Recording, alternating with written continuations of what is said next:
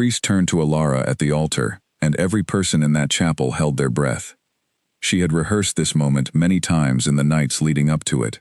She had sat at the window of her father's city house and turned it over carefully, finding the right response, the way you find the right word, by eliminating the wrong ones until only the correct one remains.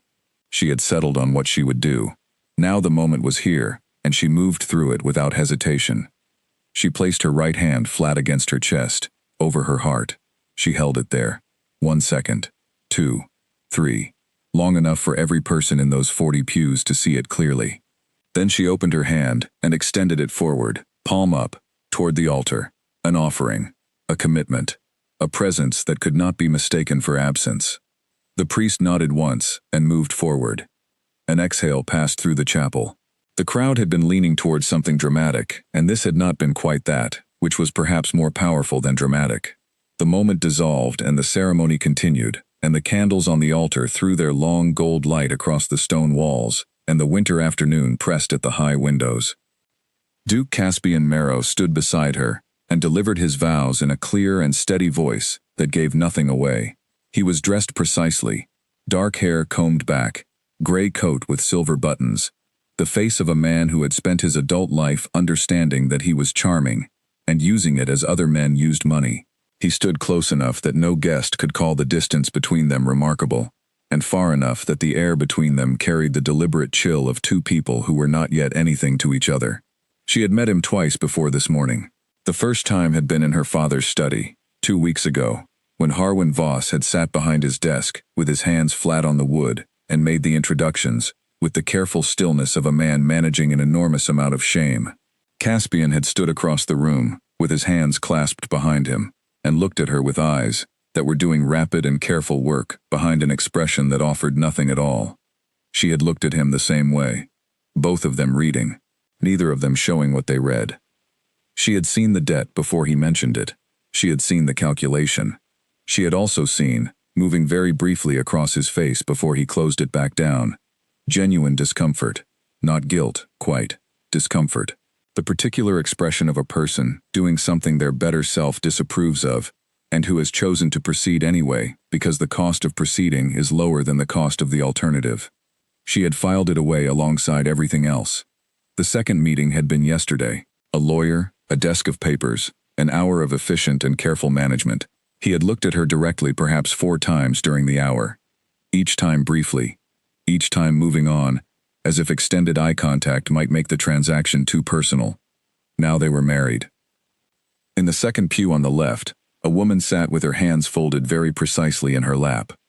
Dark hair, amber eyes, dressed too well for a second pew, with the composed and deliberate stillness of a person who has trained herself to show nothing. She had met Alara's eyes once and looked away first. Alara had taken her measure in those combined seconds and had looked away herself and not looked back. The ceremony ended cleanly. A reception room off the chapel held wine and food, and 40 guests, arranging themselves into comfortable groups and speaking in the low, careful voices of people at an occasion that was not quite celebratory. Several people offered congratulations with varying degrees of sincerity. An older woman with genuinely warm eyes touched Alara's sleeve and asked how she was finding the city in winter. Alara wrote quickly in her notebook and showed her. Cold and beautiful. I like the way frost looks on iron gates in the early morning. The woman read it and laughed, the surprised kind of laugh, the honest kind. What a lovely way to see things, she said. That was the best moment of the reception. Caspian appeared at Alara's side, 35 minutes after the ceremony ended. He moved with the purpose of a man who has completed the main task on a list and is ready for the next one. The carriage is ready, he said quietly, looking at the space slightly past her left shoulder. Marin is waiting outside already. She had her notebook open. She wrote, "You are not coming." It was not a question. He read it and said, "There are matters in the city. A few weeks at most." She wrote, "Which is it? A few weeks or at most?" He did not answer that directly. "The larder is stocked," he said. "A month of firewood. Marin has a key. You will have everything you need at Thornfell." She looked at him steadily. He met her eyes this time, for the first time since the ceremony, and there it was again, that brief and suppressed discomfort, and behind it, something that might have been the beginning of an apology, that he had decided not to form into words. She turned the notebook page and wrote one sentence.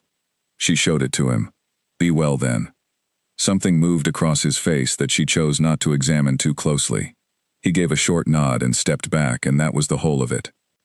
She walked out through the reception room, and through the chapel, and out the front door into the cold afternoon, where Maren stood beside a black carriage, with 2 trunks already loaded, and the expression of a woman who has been waiting in the cold considerably longer than was necessary, because no one had thought to manage the timing. Maren signed. "The footman told me to wait, and then vanished. That was 25 minutes ago." Ilara signed back. "That sounds exactly right. Shall we go?" Maren signed. Immediately. They got in. The interior was warmer than Ilara had expected. Someone had placed 2 thick blankets on the seats, which was a small act of practical thoughtfulness that she noted and appreciated, without assigning it to anyone in particular, since it was equally possible that it came from the driver, or from a footman, acting out of habit, rather than instruction. The carriage began to move, and the city streets began to pass outside the window, the snow still falling lightly, the kind of snow that drifts more than it drops. Maren settled into the seat across from her and signed. "Are you all right?" Ilara thought about this honestly for a moment. She was not unhappy. She was not frightened.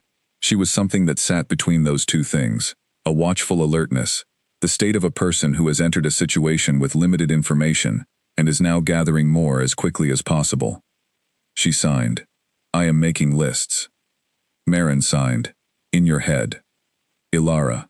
"Always." Maren leaned back and looked out the window at the fields appearing on either side as the city fell behind them, and said nothing else, because she understood that silence in Ilara was not withdrawal but concentration, the sound of a mind working at full speed, which happened to be very quiet on the outside.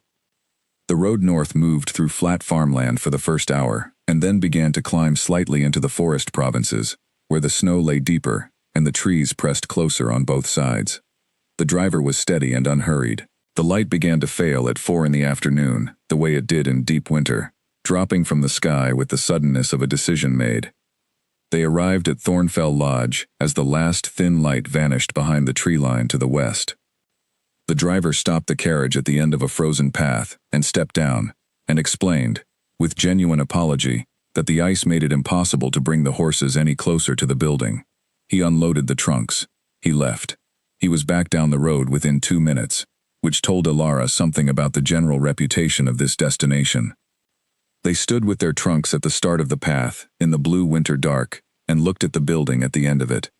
Ilara had prepared herself for modest, a small country property, something appropriate for a situation being managed quietly out of sight. She had not prepared herself for this. Thornfell Lodge was 3 stories of pale gray stone, with tall formal windows, and a wide entrance, and stone steps rising to the main door. The proportions were serious, the proportions of a building that had been designed with intention and maintained with pride. Had been. The care had stopped at some point in the past, and the evidence of its absence was everywhere. A shutter on the 2nd floor had broken from its hinge and hung sideways, creaking in the wind, with a regular sound that was the only noise in the surrounding silence. The east side of the building had snow drifted up against it to the midpoint of the lower windows. The stone steps were packed with ice. The path itself was untended. But the roof was intact. The remaining shutters were closed and holding. The windows were whole. Ilara picked up the smaller trunk. Maren took the larger. They walked the path. The iron key was heavy in her pocket. It fit the lock and turned with resistance, and the door opened into a cold that was different from the cold of outside. The cold inside the lodge was the cold of a sealed place, a room that has been closed away from warmth for so long that warmth has become entirely theoretical. She stepped through into the entrance hall, white cloth shapes of furniture, stone floor with years of dust. The wide fireplace across the hall held old gray ash. She set the trunk down. She crossed to the fireplace. She found the secondary damper closed and opened it. She found paper in the sitting room still dry under its covering cloth and kindling from the box behind the screen. She built the fire the way she had been taught. Start small. Build the draw first. Do not rush the catch. The first attempt sent smoke back into the room. She backed away. The second attempt did the same. She checked the damper again, ensured it was fully open, adjusted the kindling slightly, took her time. The third attempt caught. The room came forward out of the dark. Marin appeared from the back of the house with 3 lit candles and the report, signed quickly and precisely, that the kitchen stove worked and she had started it, that 3 rooms were habitable with minimal effort, that 1 fireplace on the east wall had a crack she could see from across the room. Ilara nodded. She went to the writing desk in the sitting room and found paper, and thinned the dried ink with water, and sat in the chair nearest the fire, and wrote the list that had been forming in her head since she first saw the building from the end of the frozen path. The list grew to 3 pages. It was ordered, systematic, prioritized. She read it back from start to end. Then she turned to the next clean page and wrote at the top, Day 1. Tomorrow we begin. Marin cooked something hot and plain from what was in the larder, and they ate it standing at the kitchen counter because the chairs needed cleaning before they could be sat in, and tonight was not the night for that. Afterward, Ilara pulled a chair close to the kitchen stove and sat with the carriage blanket over her shoulders and her notebook in her lap, and she thought. She thought about the village the driver had mentioned 2 miles south, called Greyfen. She thought about the cash she had folded into the lining of the smaller trunk 3 days ago, because she had known even then that no one else would think to do it. She thought about the kitchen she had found at the back of this building, with its great hearth, and its crane, and its bread oven, a kitchen that had been built for serious work. She thought, briefly, about Caspian Marrow, sitting in some warm, well-lit room in the capital, and then she let that thought go. Not out of bitterness, out of practicality. Thinking about him changed nothing that mattered tonight. The list was what mattered. Marin was asleep on a folded cloth on the kitchen floor, breathing evenly. The stove burned with a small, steady sound. Outside, the snow continued to fall on the roof and the stone steps and the path and the cracked shutter, covering everything equally, without preference. Ilara sat in the chair and was not afraid. She was something she did not yet have a name for, something that occupied the same space as Reddy. She closed her eyes and let the stove warm the backs of her hands, and listened to the building around her, the small sounds of settling wood and cooling stone, the sounds of a place adjusting to the fact that someone was in it again, after a long absence. Tomorrow, the list. She slept. She found the first cracked fireplace at 7:30 in the morning, and it was not the last. Ilara had been moving through the lodge since before light, working room by room from the top floor down, using the list she had written the night before, and a candle in each hand. She had not slept long. Her mind had come awake at 5, with the clear, purposeful energy of a person who knows exactly what the next several hours require of them, and she had learned long ago not to argue with that kind of wakefulness. The third-floor servants' quarters were cold and bare but sound. 4 small rooms, the plaster cracked in places but the floors solid underfoot, the windows sealed. They would be usable once cleaned. She noted this and moved down. The second floor held the main bedrooms. 4 of them, each with a fireplace, each draped in white covering cloths that made the furniture look like shapes from a half-remembered dream. She pulled the coverings away one by one.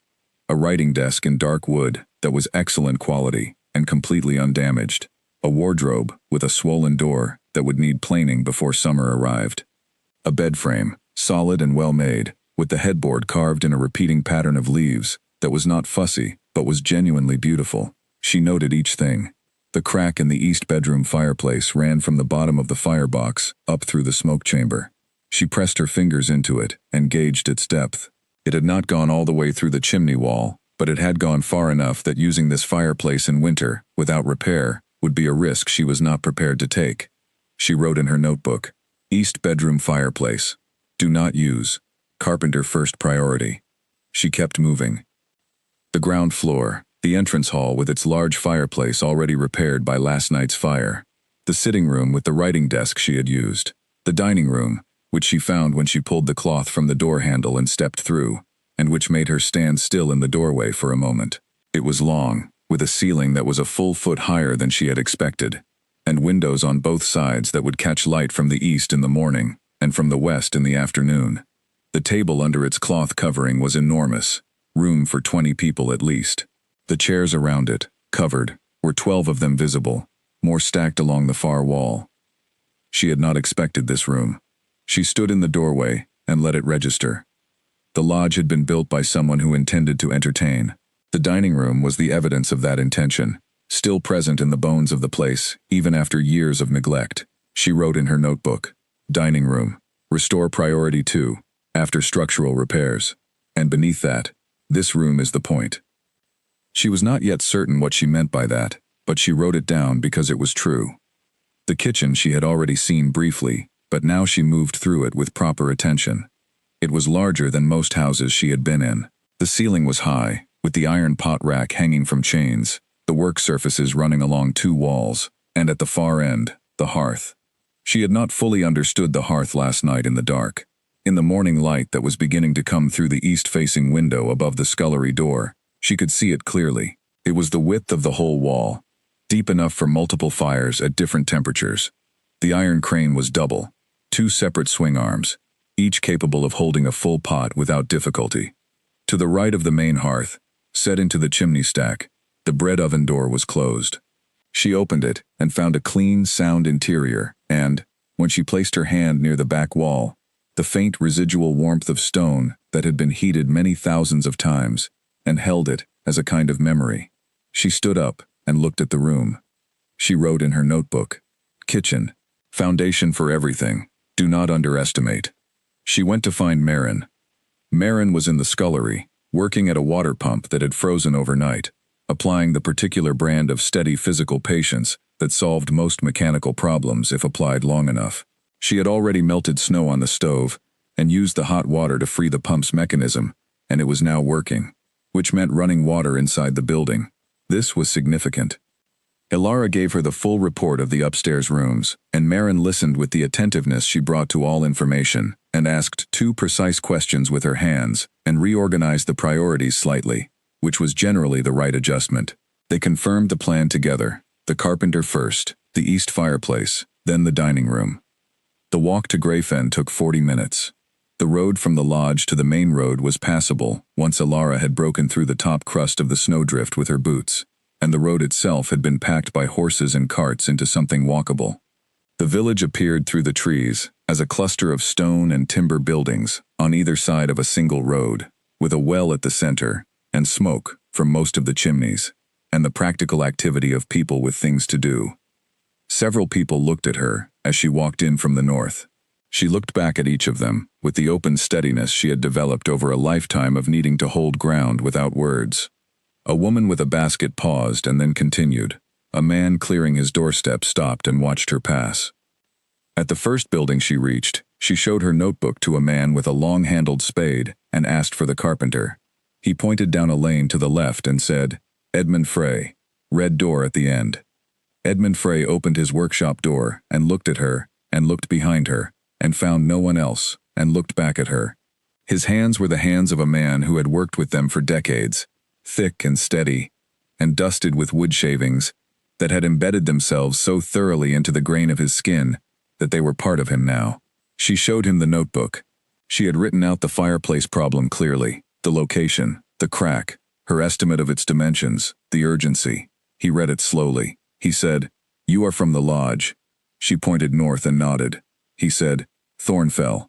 Haven't seen a soul there in 4 years. Maybe 5. He read the notebook again. Then he named his rate. It was fair. She wrote, "Agreed. When can you come?" He said, "Day after tomorrow, if the snow holds off." She wrote, "The snow will hold off." He looked at her. Then he went to get his measuring tools to confirm the scope of the work, and while she waited outside his workshop in the cold, she opened the back pages of her notebook and wrote down his name. Edmund Frey, carpenter. Then she wrote the name of the man with the spade, Harold Grove, which he had told her when he pointed her down the lane. She wrote everyone's name she learned that day. She had been doing this her whole life, keeping the record of people in the margins of whatever notebook she carried, because names were the first thing you needed, and the last thing you wanted to have to ask for twice. She spent 3 more hours in Greyfen that day.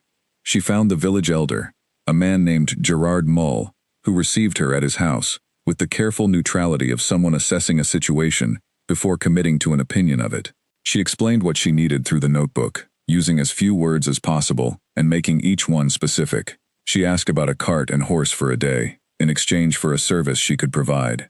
Gerard said, "What kind of service?" She had been thinking about this on the walk down. She had taken stock of what she had that was worth trading. Cash, limited. Skills, several.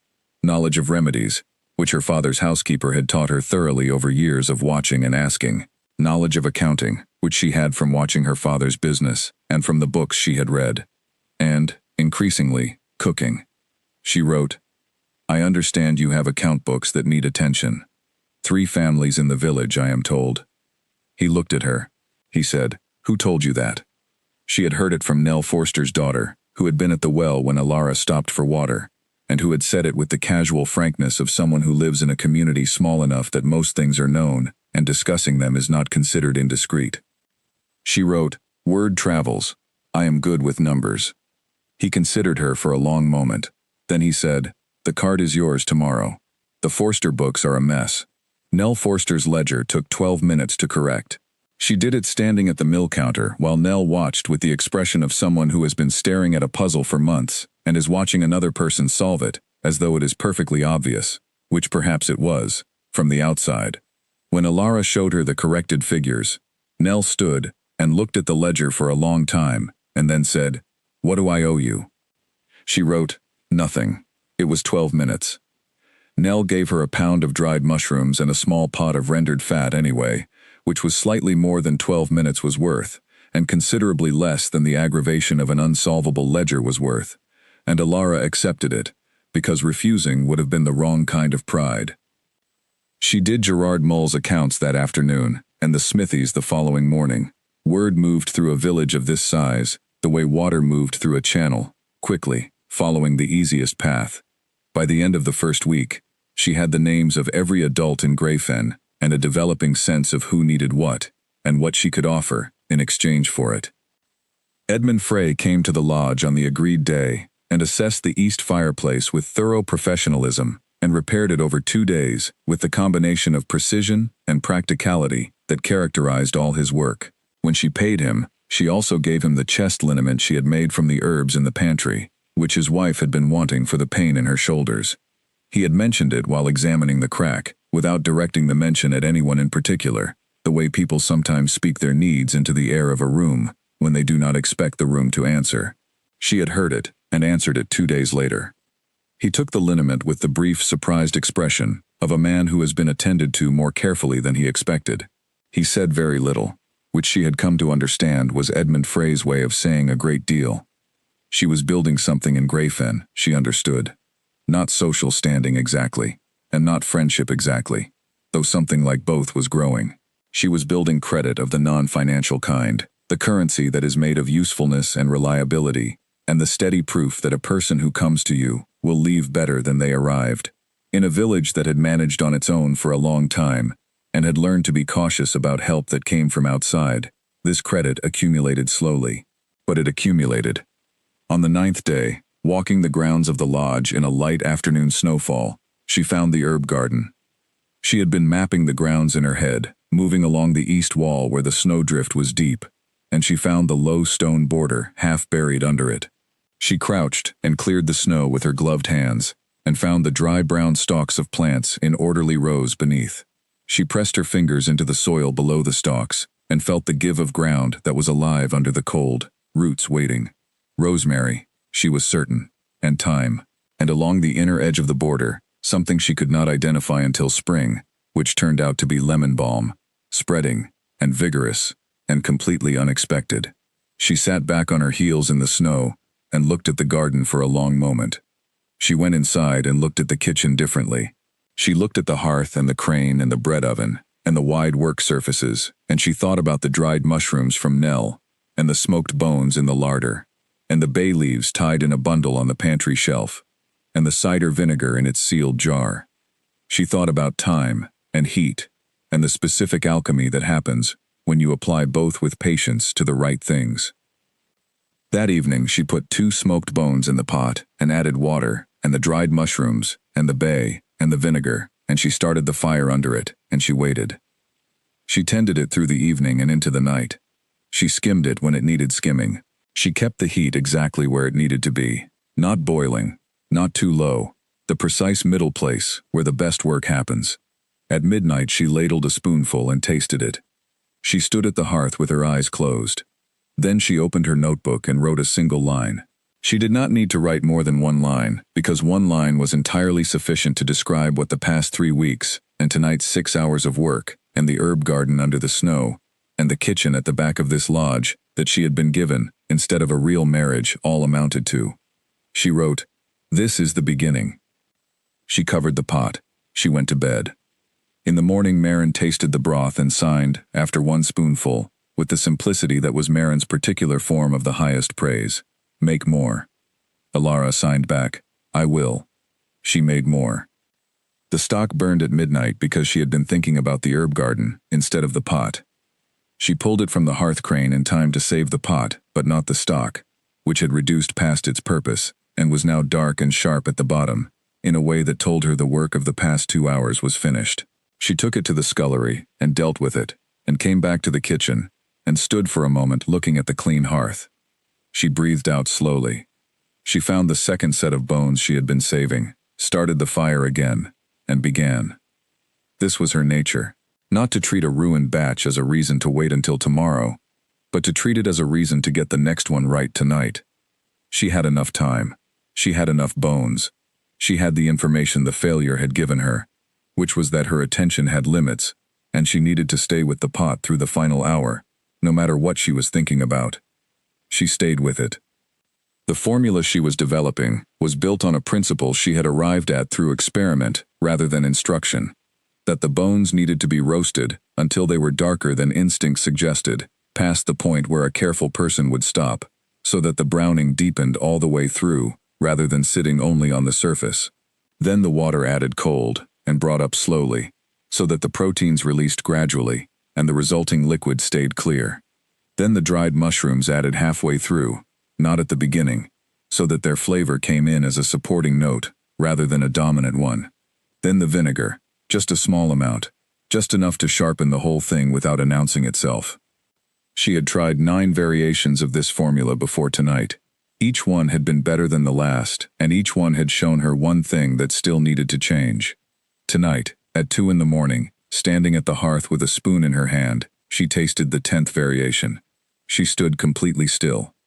The broth in the spoon was clear and warm, and had a depth to it that was not one ingredient, but all of them transformed by time and heat into something that was entirely its own thing, something that had not existed before she made it, and would not exist again, unless she made it again, in exactly the same way. She wrote in her recipe notebook, "Final formula. Do not vary." Below that, she wrote every step, every quantity, every timing. She wrote it 3 times to make sure she had it exactly right, then read it back against what she remembered of the process, checking each point. She covered the pot and went to bed. The following weeks, she built outward from the broth. A method for the game that Peter Mull, the elder's son, brought to the kitchen door occasionally, in exchange for the accounting work she continued doing in the village. Roasted in 2 stages, first slow to carry the heat all the way through, then briefly at high temperature, to give the surface the particular quality she had been trying to achieve for 3 weeks. A bread recipe proved for 2 full days in the cloth, which Maren watched with patient skepticism until the first baking, and then conceded was correct.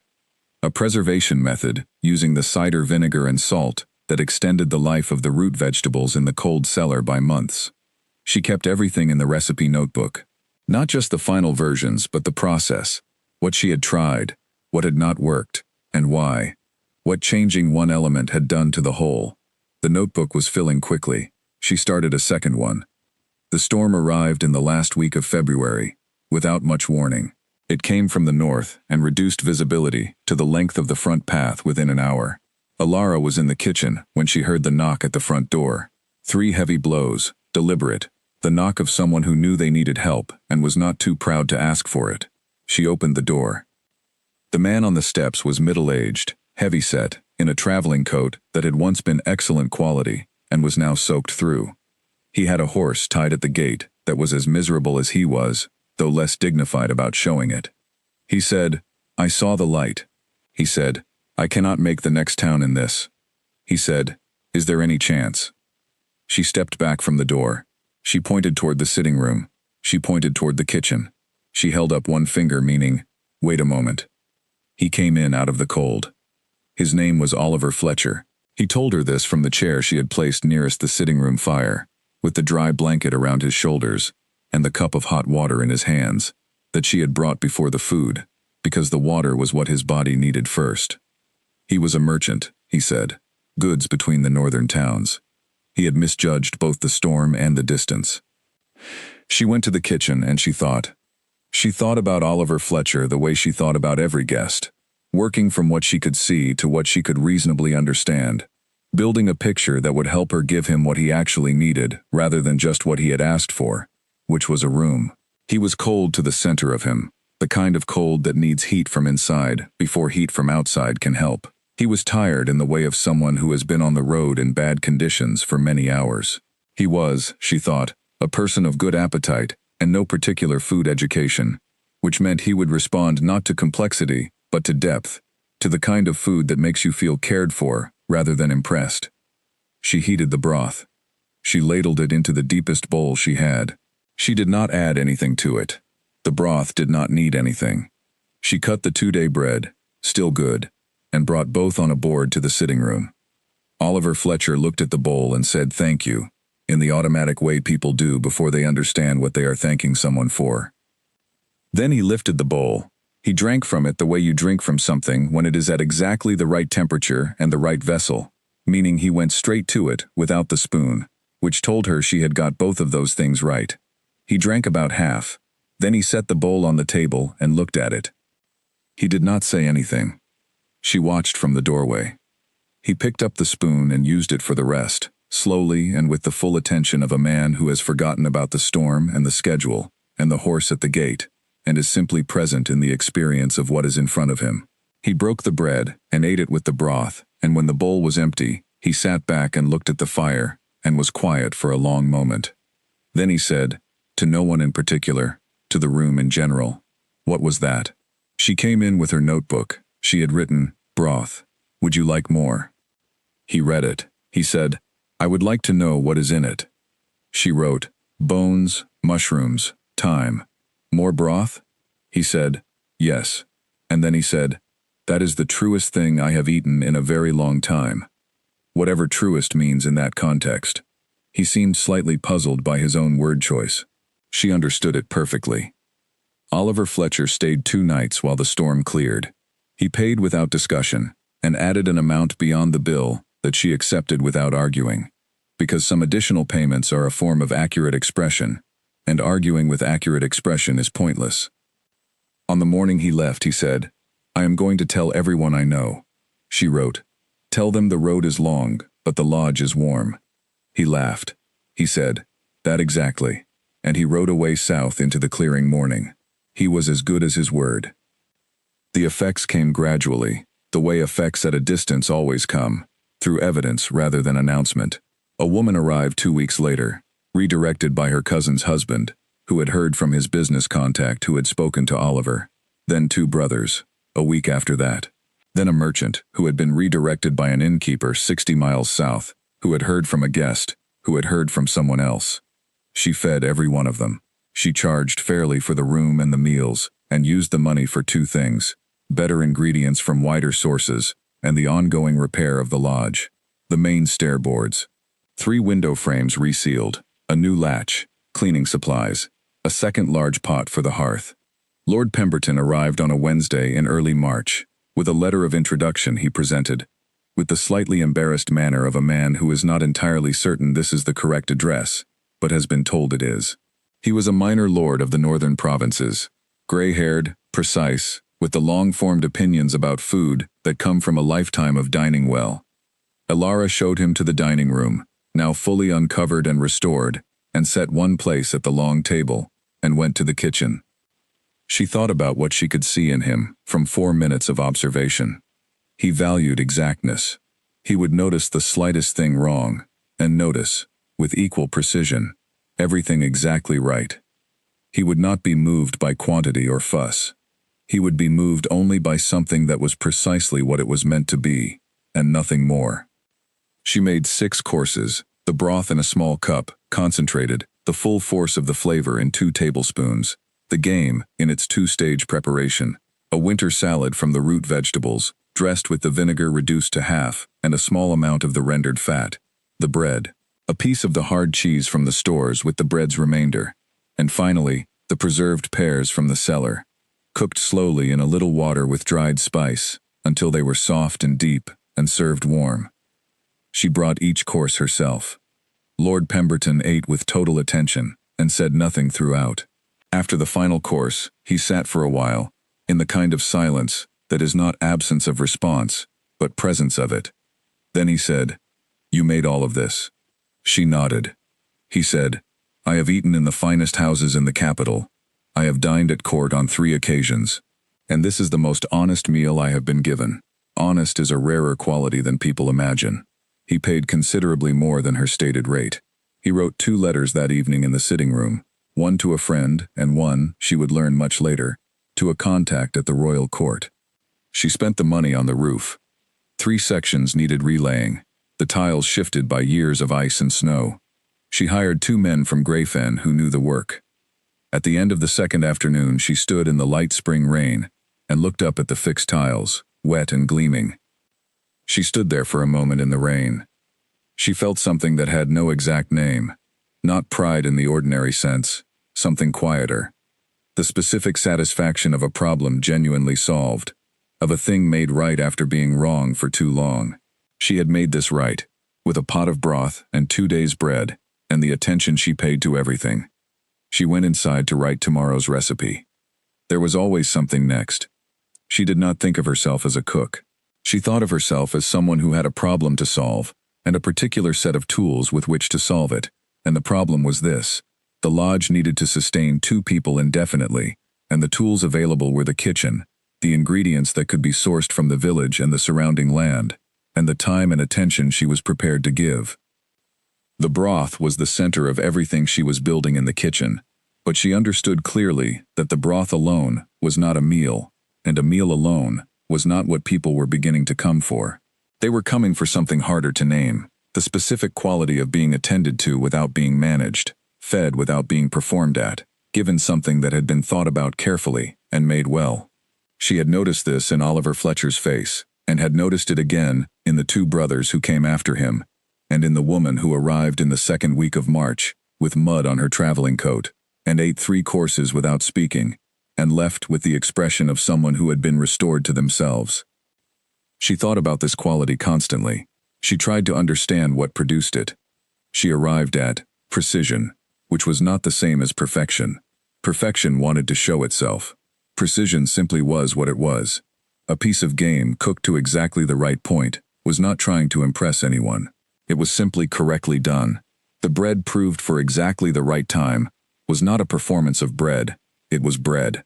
She had watched enough guests eat at her table by now to know the difference between a person responding to food that was doing something and a person responding to food that was being something, and the second was always more powerful.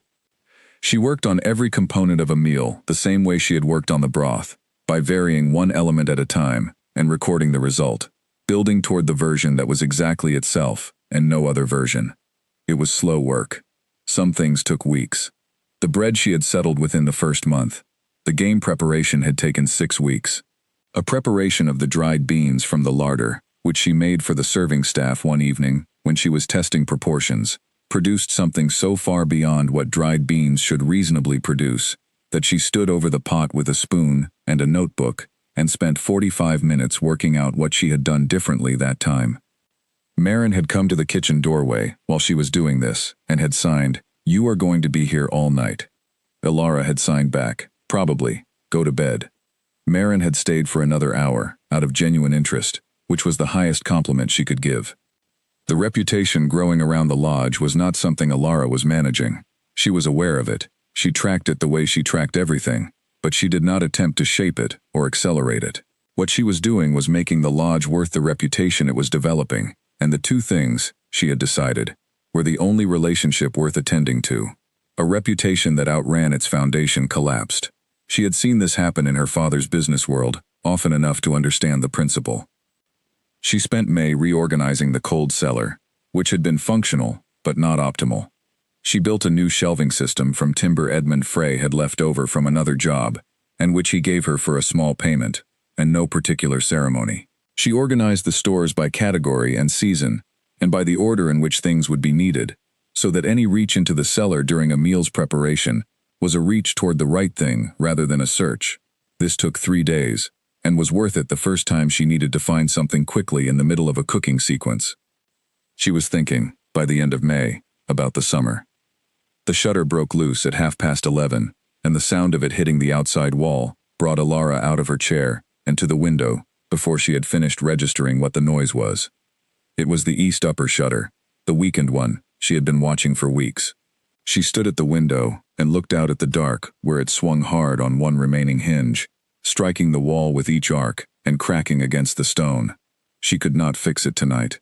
Too dark, too windy, and the ladder was in the outbuilding she was not crossing in this weather. She noted it. She would deal with it at first light. She stood a moment longer. The spring wind was working at the new leaves on the trees at the edge of the grounds, shaking them in long silver waves in the moonlight. She had been writing when the shutter woke her. She sat back down at her desk. The cedar box was open beside her. She had started keeping the letters in the 3rd week at the lodge. She had not planned it.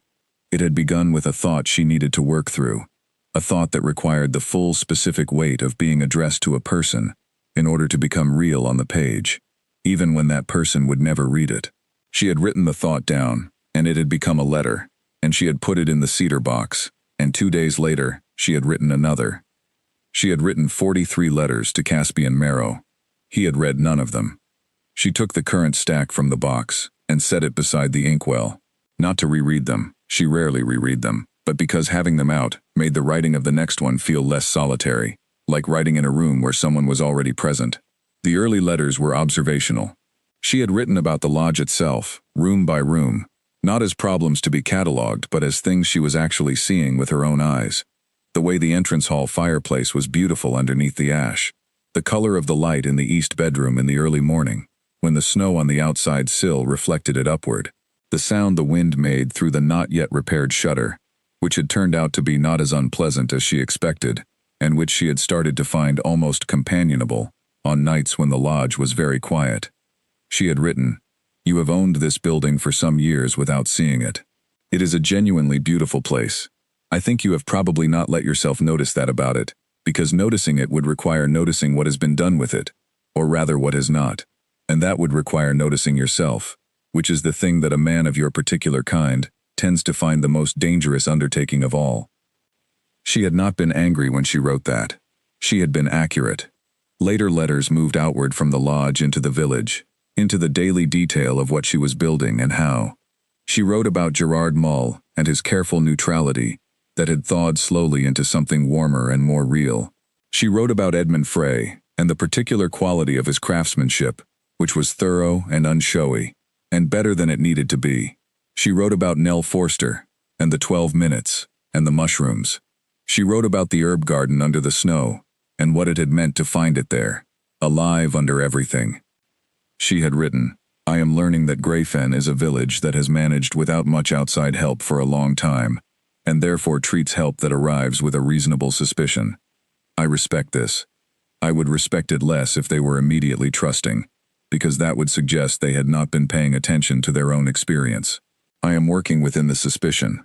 I think I am making progress." And in a letter from March, Soot came back this morning, the fox. He sits at the kitchen door and regards me with the expression of an animal, doing me a favor by accepting the dried meat, which perhaps he is. He is good company. And in April, on a long evening after a week of busy guests when she was tired, in the way that sits in your shoulders, I think you have never in your life been still long enough to hear a single true thing about yourself. The noise you arrange around yourself is too convenient and has been for too long. I wonder sometimes whether at 3 in the morning the noise gets thin enough that something true gets through anyway. I hope so. Not for my sake, for yours. She put the letters back in the box and started a new one about the shutter and the moon and the spring wind. Marin appeared in the doorway while she was writing, hair loose, carrying news in the alert set of her face. Alara looked up. Marin signed. "Peter Mull came to the door while you were with the guests this evening. He said there is a royal survey party on the North Road. They camped at the crossroads, and one of the soldiers asked him if there were notable estates nearby, and he told them about the lodge. Alara signed. What did the soldier do? Marin wrote it down. Alara noted it. A royal survey party in the north was not unusual after difficult winters, when someone needed to assess conditions in the outer provinces on behalf of the crown. It was not something that necessarily affected her. She stored it with the same care she stored everything, and let it sit where she had put it. She signed, "Thank you. Go back to sleep." Marin went. Alara finished the letter about the shutter, and put it in the box, and went to bed. The following week was the hardest of the spring in a purely physical sense. 6 travelers arrived in 7 days, a convergence that the road probably produced once or twice a season, and that left her and Marin managing meals and rooms and fires without much pause. She did not object to this. 6 travelers in 7 days meant 6 payments, and she had the outbuilding roof still to address, and the main road gate needed a new hinge.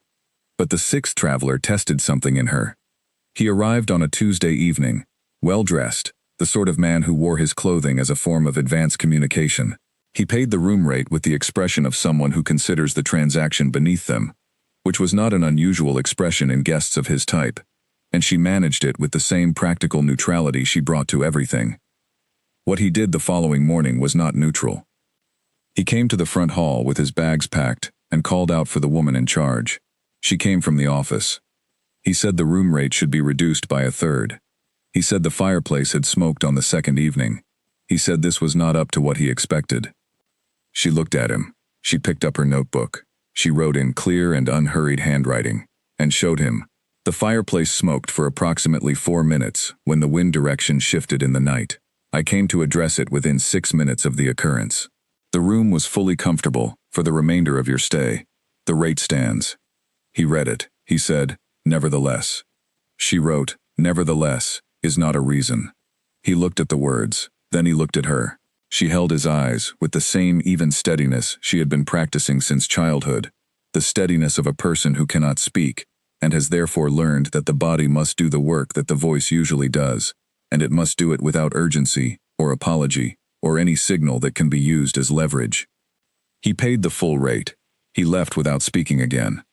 When the door closed, Alara stood in the hall for a moment and breathed out. She was not shaken. She was simply tired, and being tired meant that things required more from her, and she had given everything they required. That was the whole of it. She went back to the kitchen. Marin signed from across the room. He paid. Alara signed. He paid. Marin made a small, satisfied gesture. Then she put the kettle on because that was Marin's response to most forms of injustice resolved. At the end of that difficult week, when she did the accounts, she found it had been the most productive 7 days since she had arrived at Thornfell. She noted this without particular triumph. The work had been done. The result was what it was. On the Friday evening, with the lodge quiet for the first time in a week, Gerard Mull's wife sent her daughter to the door with a message. The women of the village were gathering at the elder's house, and would Alara like to come? She brought her mending. She always brought her mending to a working gathering, because coming without work would have been the wrong kind of presumption. 7 women sat in a rough circle around the elder's central fire. They made room for her easily, which was itself a thing that had taken months to earn, and she sat and worked and listened to the conversation move around her. She could not contribute to the spoken parts of it, but she could nod and she could laugh when something was clearly funny, and she could make the small responsive movements of a person who is genuinely present with other people. Twice during the evening, a question was put directly to her. Both times she answered in her notebook and passed it around, and both times the room laughed with her, the warm including kind of laugh. She walked home afterward, under a sky that had stars in it for the first time in weeks. The path in the dark was cold and quiet, and completely hers. She did not hurry along it. Soot was at the kitchen door when she arrived. She gave him the dried meat.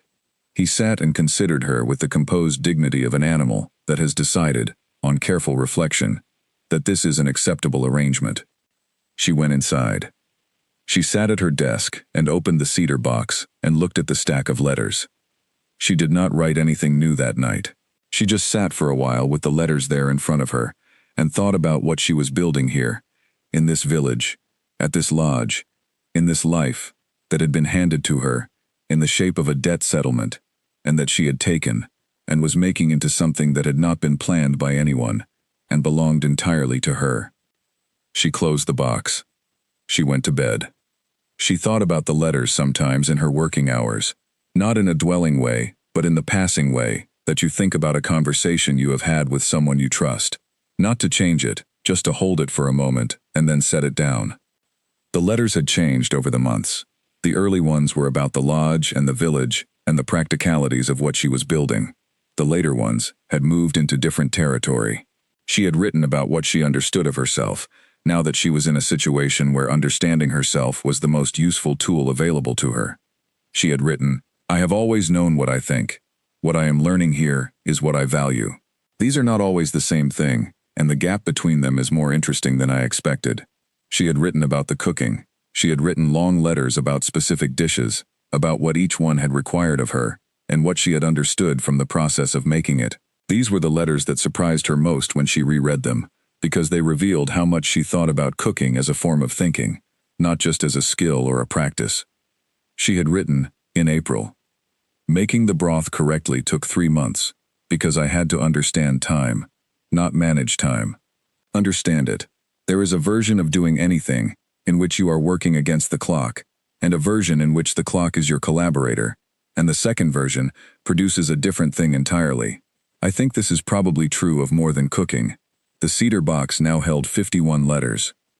She had thought about this number one evening while she was writing, and had considered whether 51 letters to a person who would never read them was excessive, and had concluded that it was exactly the right number, because each one had been written because she needed to write it, and the needing was sufficient reason.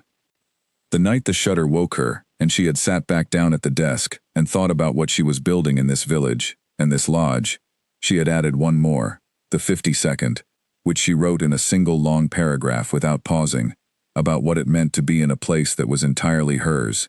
Not in the legal sense, but in the sense that every decision made within it was her decision, and every consequence was one she had produced by her own understanding, and that this was the most clarifying thing that had ever happened to her, and that she was grateful for it, which was not the same as being grateful to the person who had put her here. She put the 52nd letter in the box. She sat for a while in the quiet of the office and thought about gratitude and what it was made of. Then she picked up her pen and opened the recipe notebook and wrote 3 new ideas for the summer menu that had been forming in the back of her mind while she was doing everything else. The 3 ideas took an hour to sketch out properly. By the time she was done, it was past midnight, and the shudder outside had settled into a quieter rhythm, the wind having dropped slightly. She would fix it at first light, as she had said to Marin. She went to bed. She fixed it at first light. The summer that followed was the busiest the lodge had seen since she had arrived. The word that Oliver Fletcher had sent out had traveled further than she had tracked, and was still traveling, and the road north brought more people than the autumn and winter had. She managed the increased numbers by being more precise about capacity. She began taking reservations, which the village post carried north and south along with everything else, and which gave her the advance information she needed to plan each week's provisions properly. She wrote each reservation in a dedicated notebook with the guest's name, the number of nights, and any particular information she had gathered from the letter of request. She was learning to read the letters carefully, the way she read everything, for what they said and what they did not say, and what the gap between the two suggested about what the person would actually need when they arrived. It was, she understood, exactly the same skill she applied to everything. The knock came just as the last of the daylight left the sky. 3 deliberate blows at the front door, evenly spaced, the knock of someone accustomed to being admitted to places, and who had nonetheless learned somewhere along the way not to pound. Alara was in the kitchen, finishing the stock she had started that morning, and she heard it through the house. She dried her hands on her cloth and walked to the entrance hall. Marin was already coming from the dining room, where she had been polishing the silver, and they exchanged a look as Alara reached the door. Neither of them had been expecting anyone this evening. She opened the door. 3 men stood on the step. The 2 behind were large and capable, and were dressed in traveling clothes that were very good quality, in a deliberately understated way, the kind of garment designed to draw no particular attention. They were not looking at her when she opened the door. They were looking past her at the entrance hall, at the corridor beyond, at the grounds to the left and right, the way people look when they are taking stock of a space by habit, when the habit is professional. She registered this in the fraction of a second before her attention moved to the man in front. He was perhaps 40, tall, not heavily built but with a presence that filled the doorway without touching its edges. His hair was dark, turning to gray at the temples. His coat was road-worn, which was honest. It was clearly the coat he had been riding in for some hours. His face was the face of a man who had spent a great deal of time in a great many places and had arrived at an expression that gave neither discomfort nor invitation, that simply waited. He met her eyes. She met his. She saw, in the first second, road fatigue, the kind that sits in the eyes rather than the body. Long practice control. Active intelligence. The kind that does not switch off when the person is tired. And something in the quality of his attention toward her that was different from most. Most people, encountering her at the door of the lodge, went through a small visible adjustment, an internal revision of expectations, a moment of recalibration. The man in front of her had no revision. He simply looked at her and waited, as if what he found at a door was rarely quite what he had imagined, and he had made peace with that long ago. He said, "Good evening. We are traveling north, and the road is worse than we expected. I understand there may be accommodation available." She held up one finger. "Wait." She stepped back and made the gesture of welcome. He came in. His two companions followed. She was aware, in the way she was always aware of things at the edges of a room, that the two men positioned themselves at angles that gave them clear views of the entrance hall in both directions. She noted this, and said nothing about it, because it was not her business, and she filed it neatly alongside everything else she was filing. She had her notebook. She wrote, "Your name and how many nights?" He said, with a pause before the name that lasted perhaps a third of a second, and that she caught, because she caught everything, "Aldrich Kent. 2 nights, perhaps 3. She wrote, "3 rooms are available. The east room is warmest. Supper in 1 hour." He read it, and nodded. He said, "Thank you." The word was not routine, it was considered. She showed them to the east room, and the 2 rooms off the corridor past it, lit the fires she had laid that morning out of habit, and went back to the kitchen. She stood at the work table, and thought. She thought about these 3 men, with the same careful attention she gave every guest, working from observation outward to inference. The 2 companions had the stillness of trained men, the kind of stillness that comes not from calm, but from preparation, from knowing where you are in a space and being ready to respond to changes in it. That was specific to a specific kind of background. The man who had called himself Aldrich Kent. The name had been chosen. The pause before it was small enough that most people would not register it, but she was not most people. A chosen name at a country lodge meant several different things, and most of them were unremarkable. A man wanting privacy. A man whose movements were not for public record, for reasons that were his own. None of these were her concern. What was her concern was feeding him. She thought about that with the full specific focus she brought to it. She went to the cold cellar and stood in it, and thought about what was there. Game from Peter Mull, 2 days old but perfect still. Root vegetables from the stores. The bread she had proved that morning, ready for the oven. The broth that had been going since morning, and was now at its best point, 3 hours from the end. She thought about the 3 men upstairs. She thought about road fatigue, and the cold, and the specific quality of appetite that comes from a long day outside. She thought about what those things needed. She went back to the kitchen and she started. The bread went into the bread oven first, because it needed the longest time, and the steady heat of a banked oven, rather than the direct flame of the hearth. She worked on the game while the bread was baking. The 2-stage method. Slow heat first. The juniper berries crushed and added in the final minutes, and removed before serving. A preparation of the root vegetables in the drippings, finished with the reduced vinegar. She portioned the broth into serving cups. She would give each of them a cup of it before the main meal, the way she had started doing with guests, after she had watched Oliver Fletcher drink from the bowl, and understood that the broth worked best as a beginning, rather than a centerpiece. She timed the whole sequence in her head, moving between the hearth and the oven, and the work surface without pause. The kitchen, operating at its proper capacity, which was a particular pleasure that she had only come to fully understand after months of working in it.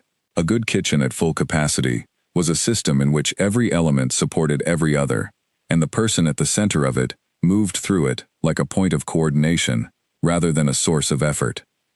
Marin brought the first course to the dining room and then came back with the empty cups and signed. They drank it before it was off the board. Ilara signed. Good. She sent the second course and waited. She watched the timing. She sent the third. Through the serving hatch, she could see the angle of the table, but not the full length of it. She could see the lamplight and the breadboard and the movement of hands. She could see enough. The man who called himself Aldrich Kent ate with the attention of someone tasting rather than consuming. She had learned to distinguish between the two through many months of observing people at her table. Most people consumed. The food arrived and they ate it and it was good, or less good, and the meal moved forward. Some people tasted. They attended to each element. They noticed. They formed opinions about what they were noticing. The first group gave her useful information about quantity and temperature and sequence. The second group gave her something different and more interesting, which was the experience of having her thinking understood. He was the second kind. He paused between courses in a way that was not waiting, but processing. He ate the game with an awareness of its elements that she could see in the pace of it. When Marin placed the bread on the table, he broke it and held it for a moment before eating, as if the weight of it meant something to him. She had never had a guest do that before. She noted it. When the meal was finished and the table cleared, Marin came to the kitchen with the look that meant the main guest would like to speak to whoever is in charge. Ilara dried her hands. She went. He was in his chair at the table, with a glass of wine, and the kind of quietness that follows a meal when the meal has done what a good meal does, which is to make a room feel more itself. His two companions were gone. The dining room held just the two of them, and the candlelight, and the last movement of the fire. He looked at her when she came in. He said, "Sit down, if you would." She sat across the table from him. He looked at her notebook on the cloth where she had placed it. Then he reached across and picked up her pen, quite deliberately, and he turned the notebook to the open page and he wrote a question. He turned it back to her. He had written, "Are you content here?" She looked at the three words for a moment. She looked at him. He was watching her with that attentive quality that did not show what it found, and she understood that the question was a genuine one and deserved a genuine answer. She took the pen. She thought for a moment. Then she wrote carefully and turned the notebook back. He read, "I am becoming something here. That is better than content." She watched his face. He was better at controlling it than most people were, but when he read her sentence, something shifted in his expression, something around the eyes, a brief and unguarded opening that closed again in a second. He had understood exactly what the sentence meant. She could see that he had. He set the notebook down. He said, after a moment, "How long have you been at this lodge?" She wrote, 8 months.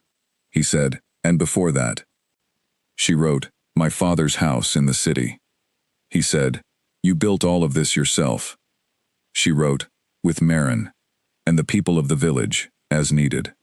He was quiet for a moment. Then he said, "The broth." She waited.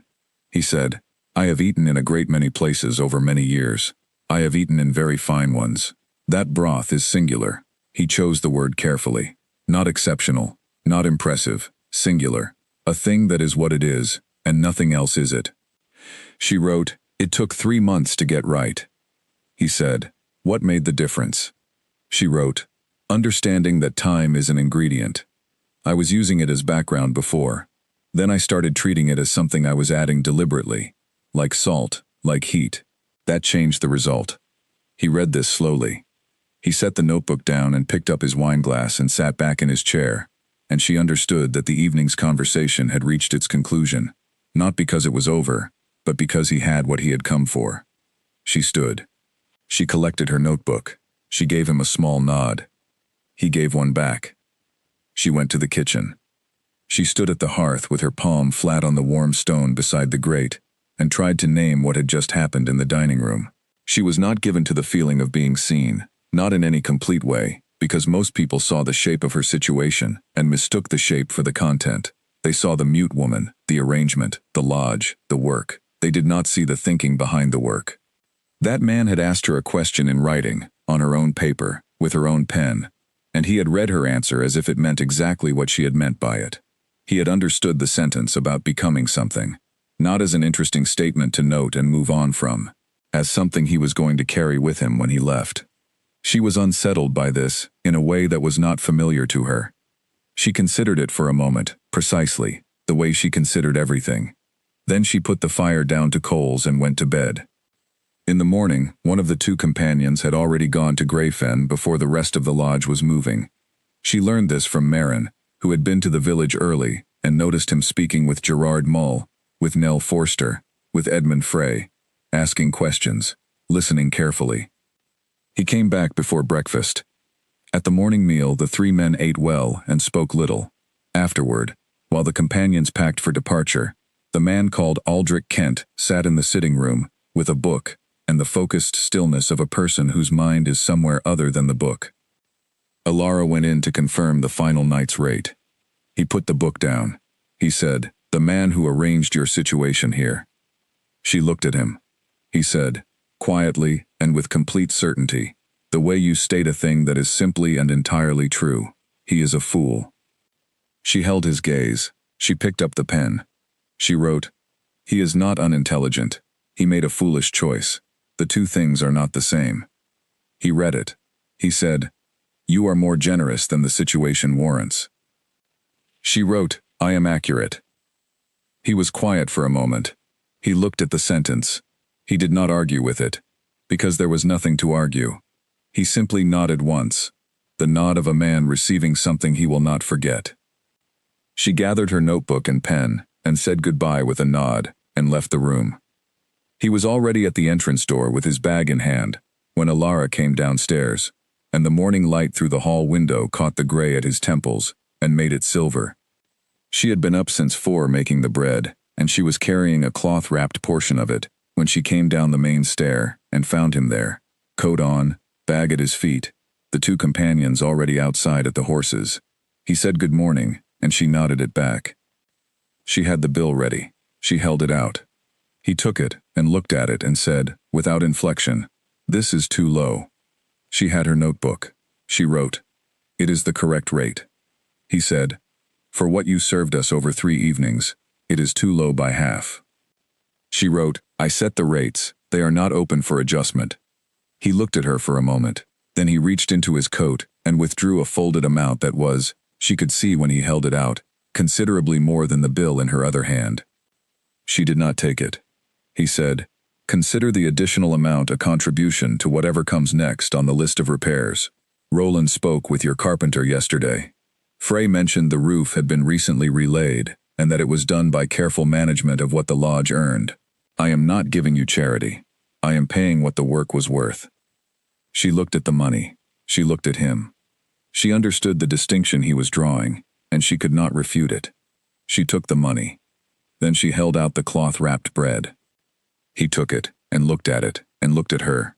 She held out her notebook and pen. He took the pen. He understood already what she was offering. He turned to a clean page and he wrote, "This lodge should have a name that people can find it by. Does it have one?"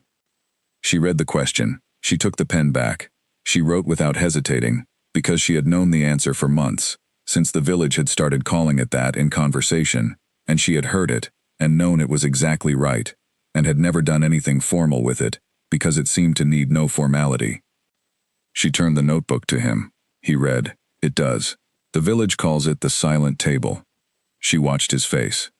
The same thing happened that had happened in the dining room the night before. Something shifted in his expression, brief and unguarded, behind the practiced control. He read the 2 words a second time. Then he folded the page along the line where her answer was written, tore it carefully from the notebook along the fold, and put it in the pocket of his coat. Not the inner pocket, the outer one, the one you reach into without thinking, the one that is close to hand. She noted that. He handed the notebook back and picked up his bag. He said, "Thank you for what you have built here." He went through the door. She stood in the entrance hall and listened to the sound of the horses on the path, then the gate, then nothing. She stood there for another moment after the sound was gone, with the notebook in one hand and the remaining money in the other. Then she went to the kitchen. The man who was not called Aldrich Kent was 3 miles south of Thornfell Lodge when Roland moved up alongside him and said, without preamble, "You are going to do something." It was not a question. Roland had been alongside this man for 11 years, and he knew what a decision looked like when it was being carried. He had watched his employer through the 3 evenings at the lodge, and through breakfast, and through the departure, and he had seen the quality of thought that had been running behind his eyes since the 2nd evening. The particular focused quality that meant something had been understood and was now being decided. The king said, "I am going to do several things, starting with dinner." Roland thought about this. He said, "A formal invitation." The king said, "A state dinner at the lodge, 20-odd guests, full ceremony." Roland was quiet for a moment, running through the implications with the efficient calculation that was one of his most useful qualities. He said, "That will mean including the Duke." The king said, "Yes." Roland said, "He will not be pleased." The king said, "He will be delighted, for entirely the wrong reasons, which is exactly why he should be there." Roland considered this. He said, "The designation first." The king said, "The designation is something I have been thinking about for 3 days. It is fully merited. I will begin the process when we return." They rode for a while in the comfortable silence of 2 people who have spent enough time together that silence is not absence. Roland said, "She wrote it without thinking about it." The king said, "What?" Roland said, "The name. The Silent Table. She wrote it as if she had already known it for a long time and was simply confirming a fact." The king was quiet. Roland said, "She did not offer it to impress you." The king said, "No. She offered it because you asked if the lodge had a name, and it did, and she said so." Roland, "Which is the most remarkable thing about it?" They rode on. The road south was clear in the morning air, and they made good time. The king did not speak much for the rest of the first day, which was his way when he was thinking through something that required the full run of his attention. Roland did not interfere with it. They arrived back in the capital on a Thursday evening. By Friday, the king had spoken with his secretary about several matters that his secretary recorded without expression and began acting on immediately. A particular file concerning a trade license application by the Duke of Marrow was noted for review, with a notation that extended the review period by 4 months, for reasons of completeness. 2 conditional invitations to court functions that had been extended to the same duke were quietly withdrawn on administrative grounds. The king spent the following week reviewing the file on the Royal House of Hospitality designation, which had not been awarded in 19 years. The criteria were specific: exceptional quality of provision to travelers of any rank, demonstrable contribution to the character and welfare of the province in which the establishment was situated, and consistent conduct of the highest standard over a meaningful period. His secretary, who had served in the position for 8 years and was not easily surprised, answered 2 questions about the interpretation of the criteria and wrote down the instruction that followed without comment. He began the process that afternoon. The formal state dinner invitation was drafted over 2 days. The king wrote the first version himself and gave it to his secretary for recopying, and then reviewed the copy and asked for 1 change and reviewed it again and was satisfied. He sealed it with the royal seal and gave it to a courier on a Wednesday evening, and told the courier he had 3 days to make the journey north. The courier made it in 2 days and a half. In the capital, the Duke of Marrow was having what had appeared, from every angle he could see from, to be a very comfortable autumn. The debt was gone. A year ago, the debt had been the largest and most pressing fact of his life, a number that sat in his chest when he woke in the morning, and was the last thing he thought about at night. Now it was gone, cleared against the arrangement, and the space where it had lived was filled with the ordinary pleasures of his ordinary life. Good wine, good company, the easy movement through a social world that he navigated by instinct and had always navigated with success. He did not think about Thornfell. He thought about it in the same way he thought about a solved problem, as something that had been managed and was no longer his concern. He had heard a brief mention from his man of business that someone seemed to be using the lodge for accommodation, but he had assumed it was a local family taking advantage of an empty building, and had not addressed it, because addressing it would have required thinking about it, and thinking about it would have required thinking about other things. He was not thinking about other things. He was having a very comfortable autumn. It was October, and the weather was clear, and the city was at its best in October, and Caspian Marrow was exactly where he had always been, at the center of the comfortable world he had built around himself. He did not notice the first sign. He noticed the second one, but assigned it no meaning. The third one was harder to ignore. When his business partner withdrew from the property arrangement without adequate explanation, Caspian stopped assigning the signs to coincidence. He began asking questions. The questions returned polite, helpful, and entirely uninformative answers. He pressed more polite answers. He went to sources he trusted, and found that his trusted sources were, for the first time in his experience, reluctant to be direct with him. He sat in his study on a gray November afternoon and looked at this pattern and did not like what its shape suggested. He went to Lady Sephra's house. She was home and received him, and her face when he came in had the quality of someone who has information and has not yet decided whether or how to share it. She showed him the letter from Lady Constance. He read it. He read the third paragraph twice. He set the letter on the table and looked at the fire. He said, "The silent table." She said nothing. He said, "She named it." Sephra said, "That is apparently what it is called." He said, "The king was there." She said, "According to Constance, yes." He stood up. He was going north, he said. Sephra asked when. He said now. She looked at him, with the calculating amber eyes that had always been very good at reading situations. She did not try to stop him. He rode out of the city within the hour. The road south gave him 3 days to think. He used them. He thought about what he had seen at the lodge, not just the plaque, not just the repaired path and the cleared steps and the lanterns, but the specific quality of the place. He had spent 3 evenings at the lodge as a guest, and he had attended, during those evenings, in the way that was simply part of how he moved through the world, to the details that other guests would have found unremarkable, the timing of each course, the quality of each element, the way the dining room was arranged and managed, the silence in which it was managed, the woman at the center of it, who moved through the service of a meal with the authority of someone who understood every part of what they were doing, and had earned that understanding through work he could not see, but could see the results of everywhere he looked. He had been a king for 15 years. In those 15 years he had sat at many tables, in many houses, in many parts of the kingdom, and had eaten many excellent meals, in excellent rooms, managed by excellent staff. He had not, in 15 years, eaten anything that tasted like it had been thought about, the way this food had been thought about. The difference between excellent food and this was the difference between a thing done well and a thing done with understanding. The first could be trained, the second could only be arrived at. He thought about her answer in the notebook. "I am becoming something here. That is better than content." He had carried that sentence for 3 days, and it had not diminished in the carrying. It was the kind of sentence that grew more precise the more you looked at it, the kind of sentence that a person only wrote when they knew exactly what they meant, and had decided there was no point in saying less than that. He thought about the name, the silent table. He took the torn page from the outer pocket of his coat and held it for a while as he rode, reading the 2 words again. He had not analyzed why he had kept it in the outer pocket rather than the inner.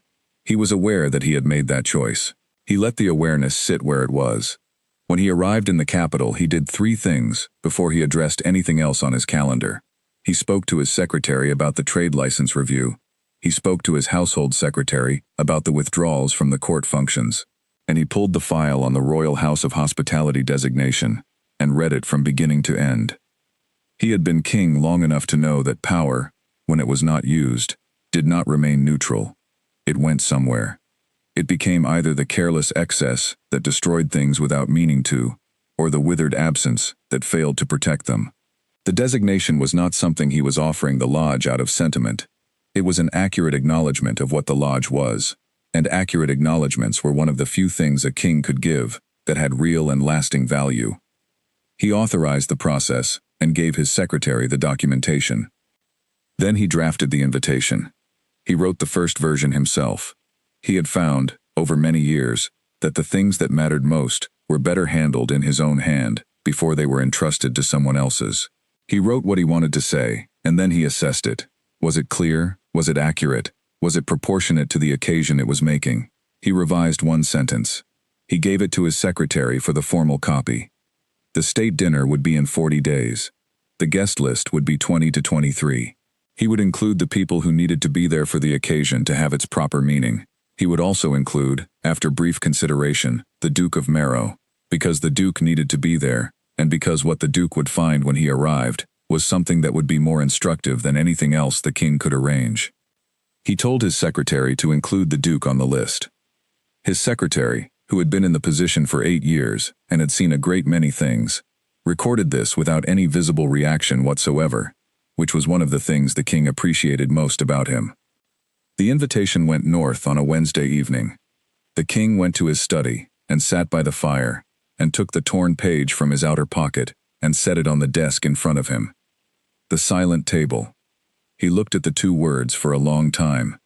Then he folded the page and put it in the top drawer of the desk, where he kept things that were not documents, but were not nothing either, things that had been given to him by the specific weight of an occasion, and that he had learned, over 15 years, to keep rather than discard. He went to bed. In the city, 30 streets away, Caspian Marrow was sitting in his comfortable study, with good wine and no particular thoughts, which was how it had been for most of the year, and he had no awareness at all that any of what was coming was already in motion. The distance between where you are and what is approaching is not changed by whether you know about it. It was coming regardless. The first sign was so small that he almost missed it entirely.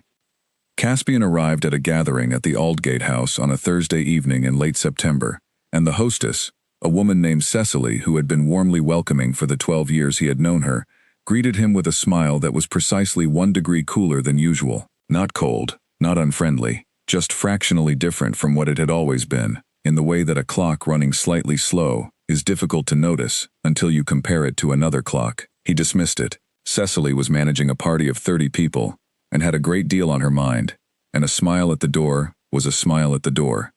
He enjoyed the evening. He spoke with people he liked.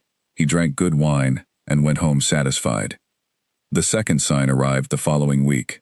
The club held its autumn membership dinner, the closed event for senior members that Caspian had attended every year for 11 consecutive years, without anyone ever asking whether he planned to attend, because his attendance was a given. He received no notice of the dinner this year. He inquired through the club's secretary, carefully, in the manner of a man making a routine administrative check. The secretary told him the dinner had been scaled back this year due to venue capacity. The venue had a capacity of 200. The event had never exceeded 80 guests. He thanked the secretary and left. He sat in his study that evening and looked at the 2 events side by side, a cool greeting and an exclusion. Different hosts, different contexts, same narrow window of time. Coincidence was possible. It was also, in his experience, the sort of explanation that people reach for before they are ready to face the alternatives. He began paying closer attention to everything. He paid attention to his correspondence and noticed that responses from 2 regular correspondents were arriving slightly slower than usual and were, when they arrived, slightly more careful in their language. He paid attention at the next social occasion he attended and noticed, not dramatically, not obviously, but clearly enough to a person watching for it, that the quality of attention given to him in several conversations was different, not hostile, just different, slightly less certain of itself, as if the people offering it had received some information that they had not yet finished incorporating. He made polite inquiries in 2 directions, and the inquiries returned polite nothing. Then the business arrangement collapsed. He had been working toward a property deal with a man named Hargrove for 4 months. It was a sound deal. The terms had been agreed on in principle 6 weeks ago, and the final documentation was a formality. Then Hargrove wrote to say that his own circumstances had changed, and he hoped they might revisit the arrangement in the spring. He cited no specifics. He apologized for the inconvenience with the particular warmth of a person apologizing for something that is not quite an apology. Caspian called on Hargrove personally. Hargrove was at home, and received him, and was gracious, and told him nothing that was of any use whatsoever. He cited changed circumstances twice more, each time with different vague details that did not cohere with each other. Caspian thanked him and left. He sat with this for a day, and then he went to Sephra. She was home, and received him, and her face, when he came in, carried the particular quality of a woman who has information she is deciding whether to share, how much of it, and when. She had always been good at that calculation. She was less certain this time than usual. Something in the information was making her uncertain of her own position in relation to it, which was not a feeling Sephra was accustomed to. She handed him a letter from Lady Constance. He read it. He read it efficiently, the way he read everything, moving through it quickly for the substance and then stopping when he found it.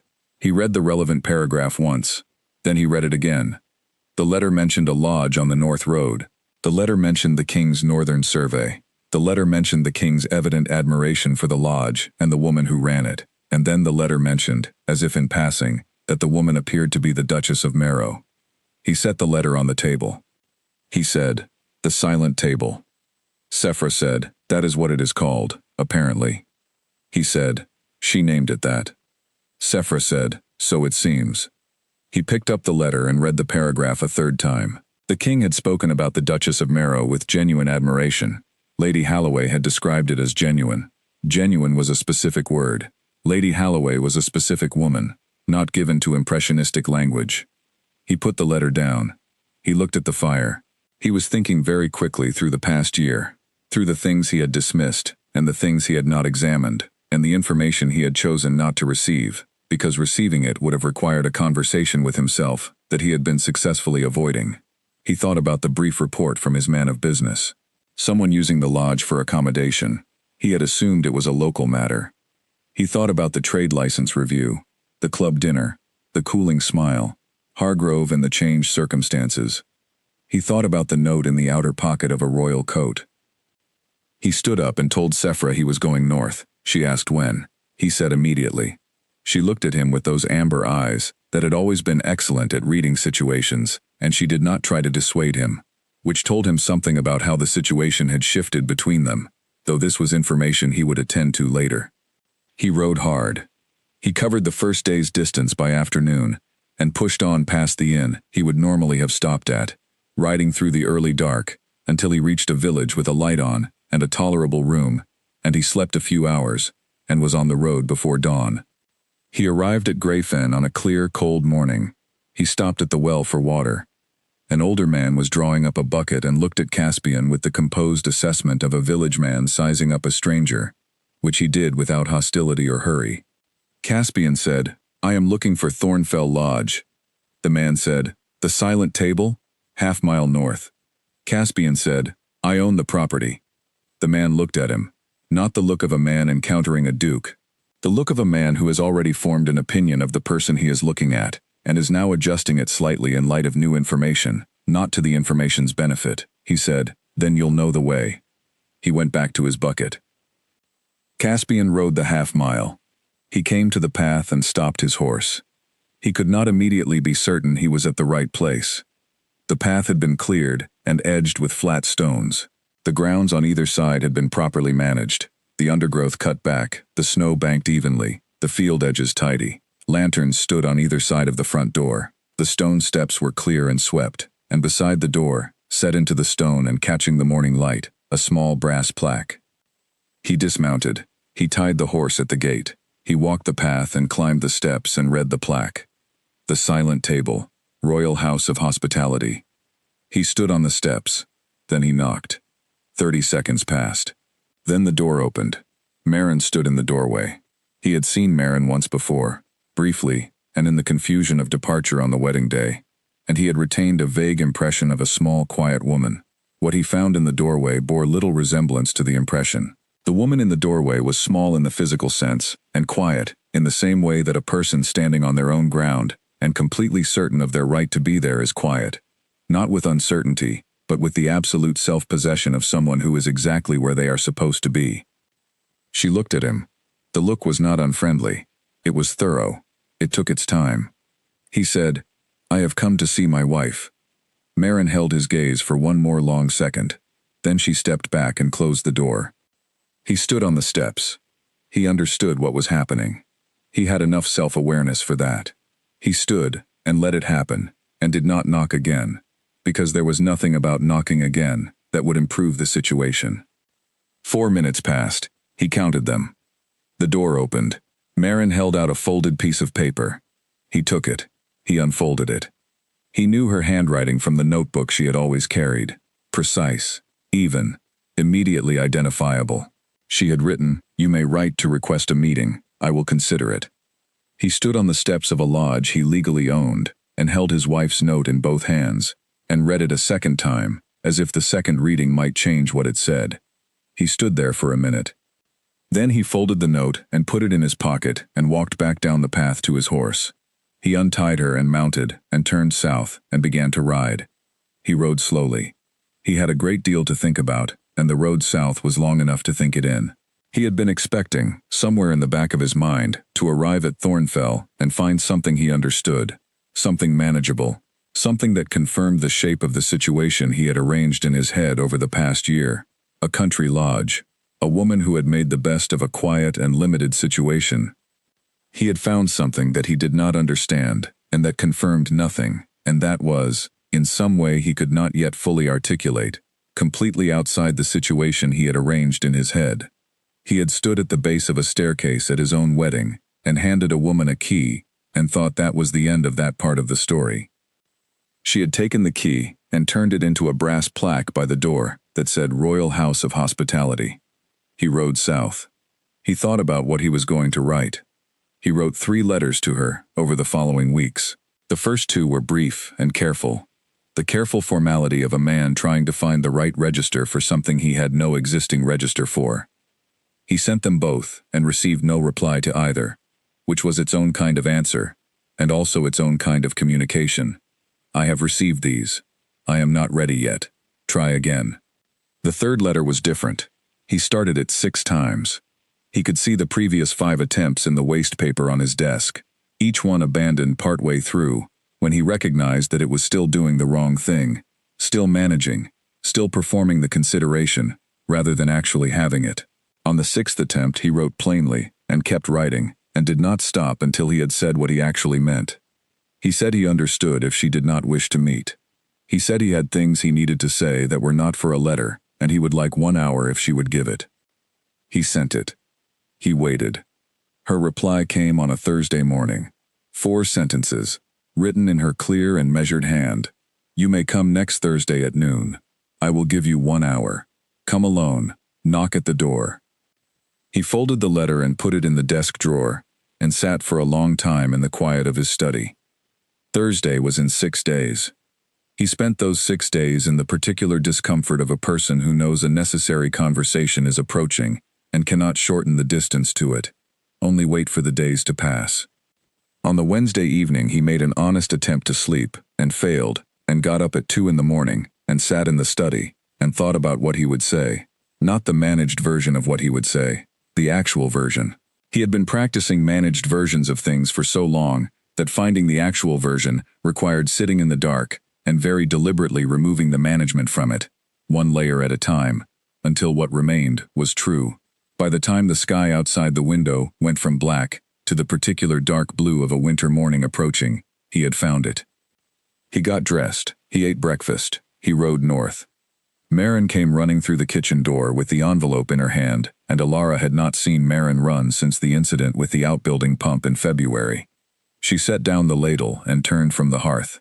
Maren crossed the kitchen in 6 steps and held the envelope out with both hands, breathing slightly faster than usual, her face carrying the expression it carried when something significant had happened, and she had not yet determined how significant. The envelope was heavy cream paper. The seal on the back was dark red wax, pressed with a mark Alara had seen only on official documents. She had never received a letter with this seal. She stood at the counter and held it for a moment before opening it. Inside was 1 sheet, formal hand, economical and clear. She read it from beginning to end. Then she read it again. Then she folded it exactly in thirds and put it in the pocket of her kitchen cloth and placed both hands flat on the stone counter and stood still. The kitchen was very quiet. Maren signed, "What is it?" Alara took the letter back out and handed it to her. Maren read it. Her eyes moved from the top to the bottom and then went back up, and she stood holding it for a moment with an expression that was very still. Then she looked at Alara. Alara reached for her notebook. She opened it to a clean page and wrote 2 words. She did not show the page to Maren. She closed the notebook and carried it to the housekeeper's office and set it on the desk and sat in the chair and looked at the wall for exactly 3 minutes. The two words were, "Well then." She had 40 days. She spent the rest of that afternoon and most of that evening on lists. This was not unusual for her. Lists were the way she thought through large things. A large thing broken into its components was no longer a large thing. It was a sequence of tasks, each of which was manageable, and which together, completed in order, produced the large thing. The first list was the menu. She had been thinking about menus as arguments for some time. Not theatrical arguments, not the kind that announce themselves. The quiet kind. 14 positions in sequence, each one making a specific claim, the whole of them together, making a claim that did not need to be stated because it was demonstrated. She spent 2 hours on this list, and went back and changed 2 things, and spent another hour reading it, and changed 1 more. The second list was ingredients. She needed things she could not source locally, specific dried goods, an aged vinegar from the southern province that she had been using in small amounts, and wanted more of. 3 cuts of a particular smoked meat that the butcher in Greyfen did not carry, but that a supplier in the town 14 miles east could provide. She wrote letters. 6 of them, each specific about quantity and quality, and the date of delivery required. She sent them the next morning. The third list was the lodge itself. She walked through every room with fresh attention, looking at it not with the eyes she used every day, but with the eyes of someone seeing it for the first time and forming a rapid assessment of it. She found 3 things that needed addressing. The second chair on the east side of the dining room had a leg joint that shifted under weight, which was manageable in normal use and not acceptable here. The looking glass in the entrance hall had a dark corner where the silvering had gone. The approach path needed additional lanterns at the gate end. She wrote to Edmund Frey that evening. He came the next afternoon and took the chair and brought it back 4 days later repaired and repolished and better than new. In his phrase, which was Edmund's particular form of modesty, about a job well done. She sourced the additional lanterns from a craftsman in the village and installed them with Peter Mull's help on a cold morning 2 weeks before the dinner. She assembled her serving staff. She had been working with 3 people from Greyfen for several months. A young woman named Cora who was quick and precise. Her older brother William, who moved through a room with the careful efficiency of someone who had been watching how things should be done and storing it. And a third person, Clara, from the elder's family, who had the particular social attentiveness that meant she noticed a guest's empty glass before the guest did. For this occasion she needed 6. She found the 3 additional people she wanted, and she spent 12 evenings, in the 3 weeks before the dinner, running through the sequence of the meal, from beginning to end, with all 6 of them, every entry and exit, every position, every timing. She could not give verbal instruction. She demonstrated. She moved through each role herself, and then had each person do the same while she watched, and she wrote on individual cards the specific corrections and adjustments for each person, and gave them the cards to keep. She revised the cards twice in the final week. Marin managed the kitchen preparation for the days leading up to the dinner with the same focused efficiency she brought to everything, anticipating the sequence and preparing in the right order, and asking exactly the right questions at exactly the right moments. They had worked together in this kitchen for more than a year now, and the communication between them had reached the point where they often completed each other's preparations without needing to check. Marin would have the next thing ready when Alara needed it, and Alara would have the space cleared when Marin needed it. And between them, the kitchen moved with a rhythm that was genuinely pleasurable to be inside. On the 32nd day, with 8 days remaining, a problem arrived.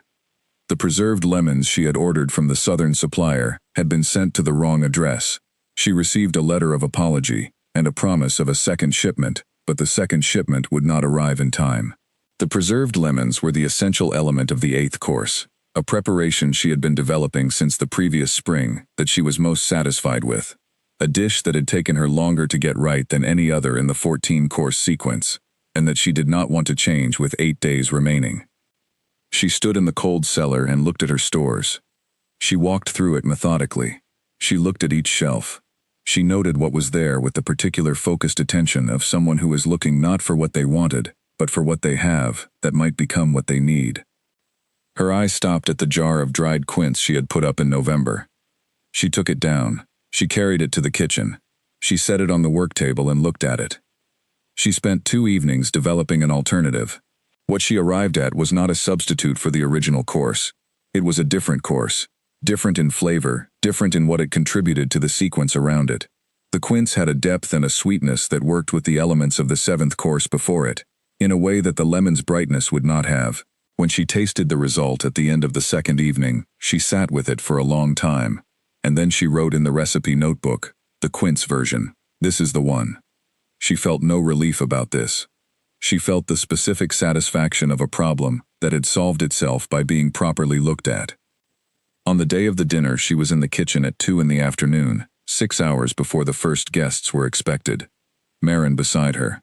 The serving staff in the dining room under Maren's direction, setting each place with precision. The fires in the entrance hall and sitting room and dining room all laid and burning. The lanterns on the path oiled and lit against the autumn dark that would come early. The first carriage arrived at 7:30. Alara did not go to the entrance hall. She stayed in the kitchen and listened. She tracked the filling of the lodge by sound, the way she had always tracked rooms she could not see.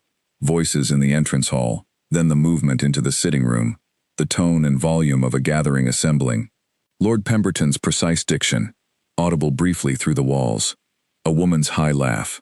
The sound of many people in a space that had been, not long ago, completely empty and silent. She heard Caspian's voice once, at a distance, briefly, before the dining room doors opened for the guests to be seated. She noted it and let it go. The dinner was called at 8. She sent the first course. The broth, in small cups, the concentrated version. The full depth of 16 hours' work, in 2 tablespoons. She did not watch the dining room. She managed the kitchen and tracked the time, and waited for Maren's signals from the hatch. The signal for the second course came exactly on time. The third, the fourth, each one moving out of the kitchen on schedule, each one returning as empty plates, which was the only information she needed. Between the fifth and sixth courses, Maren came to the hatch and signed with quick, precise hands, 12 seats from the king. Dark coat, he has eaten every course completely. Alara did not ask who she meant. She worked. The 7th course went out. The 8th, the quince preparation, which she watched through the hatch as Cora set it down, and which she could not see the reaction to, but which produced, 5 minutes later, a change in the sound of the room that she could not have described exactly, but which she recognized as a room shifting into a different quality of attention. The 9th through 13th courses went out and returned. She prepared the 14th. The cooked pears from the cellar store, prepared over 2 hours, served warm in the reduced honey. The lemon balm leaf from the herb garden, the one she had found in winter under the snow, placed across the top of each serving. 14 plates, each identical, each exact. She heard the king's voice from the dining room before the final course went out, carrying through the walls and the closed door and the length of the corridor. Not the words, only the tone of a man used to being heard. She had been at the lodge for over a year. She had cooked for travelers, and for minor lords, and for 6 serving staff in training, and for the king twice, once informally, and once like this. She had cooked for herself and for Maren, and once, on a morning in January when Gerard Mull's wife was ill and the family needed feeding, for a table of 7 people, who ate everything she brought without speaking, and left with a different expression than they had arrived with. She sent the 14th course. She waited. Maren came to the kitchen doorway and signed, "He has asked for you." Alara looked at the kitchen, the clean surfaces, the banked hearth, the ordered space of a room that had done its work. She took off the kitchen cloth. She folded it on the counter. She walked to the corridor door. She walked the full length of the dining room. She was in her gray dress, the plain one she wore when she wanted to be herself rather than anything else. No jewelry, hair up the way it always was. Nothing that was not simply her. Every person at the table stood up.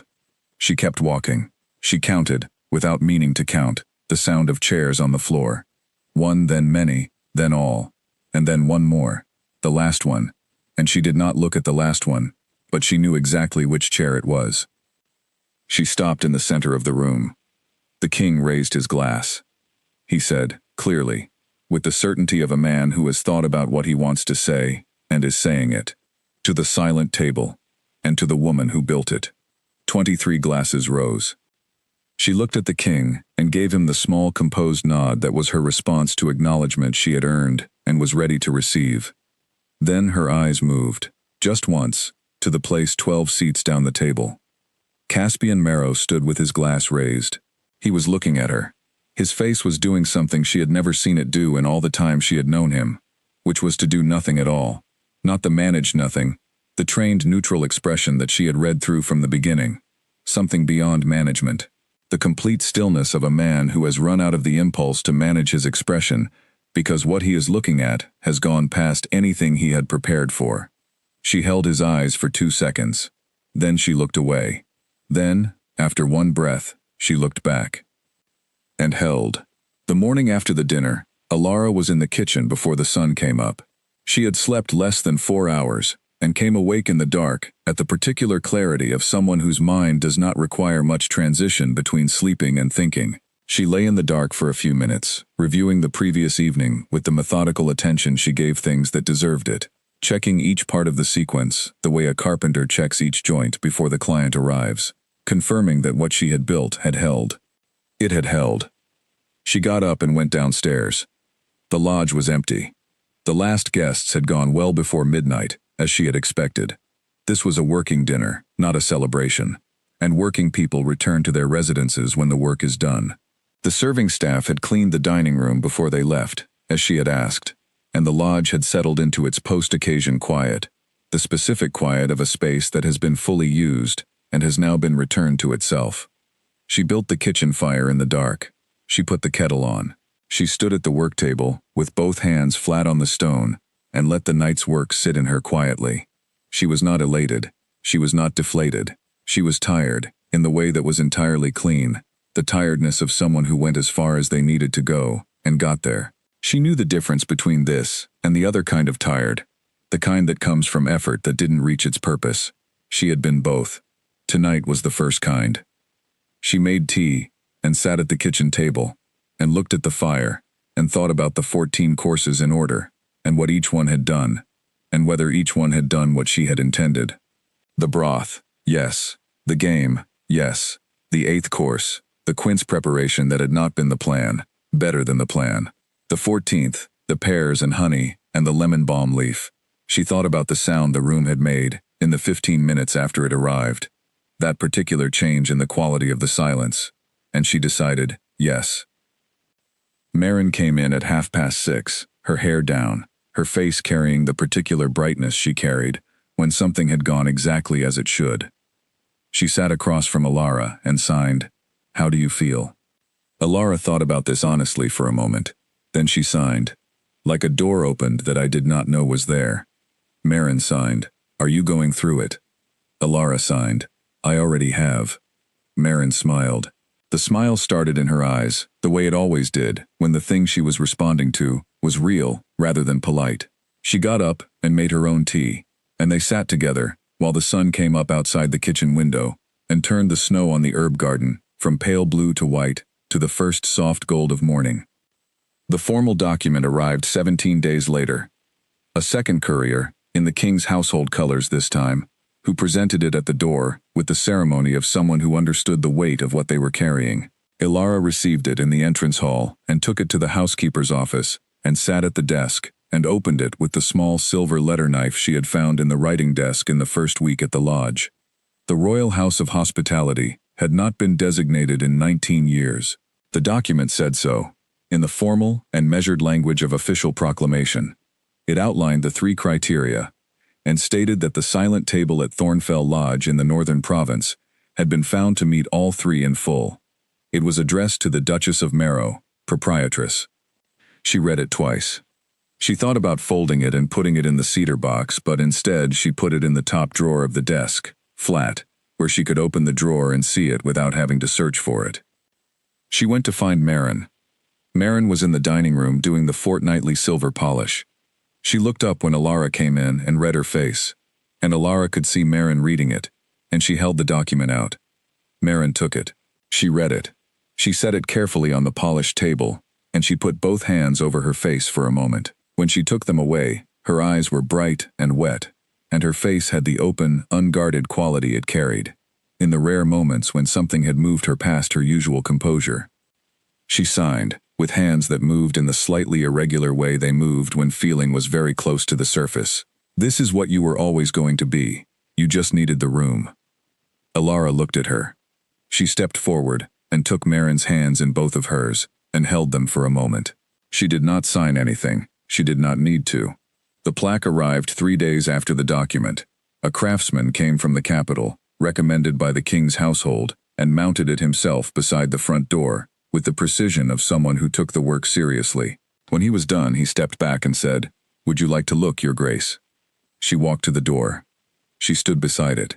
She read the 2 lines, and then she ran the tips of her fingers across the lettering. The brass was cool under her fingers. The letters were exactly right. She had not chosen them. They were exactly right anyway. She went inside. Caspian's 3rd letter arrived a week after the plaque. The first 2 she had read and set aside. This one was different in quality, different in what it was trying to do. She read it and carried it in her coat pocket for 3 days, not to make him wait, but because carrying the question of it for a few days was the right way to answer it clearly. On the 4th morning she wrote back. She told him he could come next Thursday at noon, and she would give him 1 hour.